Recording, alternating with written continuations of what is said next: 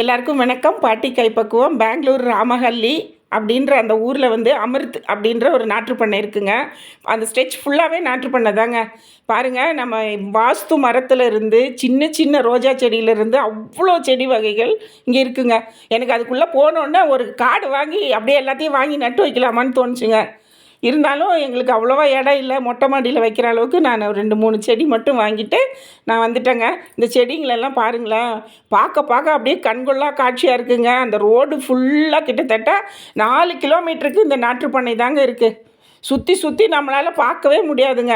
எப்படி இருக்குது பாருங்களேன், ஃபஸ்ட் கிளாஸாக இருக்குது. ஒன்று ஒரு ஒரு செடியும் வந்து என்னன்னு சொல்கிறதுங்க, நம்ம வீட்டு வாஸ்துவிலேருந்து நம்ம வீட்டில் காட்டில் வைக்கிற தோட்டத்துக்குள்ளே வைக்கிற மொத்தமும் இருக்குதுங்க. எது வாங்கணும் எது விடணும்னு இல்லைங்க. ஆகாய தாமரை கூட வச்சுருக்குறாங்கங்க. ரொம்ப அருமையாக இருந்துச்சுங்க. சூப்பராக இருந்ததுங்க. நாங்கள் 3 செடி வாங்கிட்டு வந்தோம். நான் வந்து ஒன்று ரோஸ்மேரி, ஒன்று சாமந்தி, ஒன்று வந்து குரோட்டன்ஸு. அது நம்ம நிழல்லையே வீட்டுக்குள்ளேயே படிக்கட்டுலலாம் வைக்கலாங்க.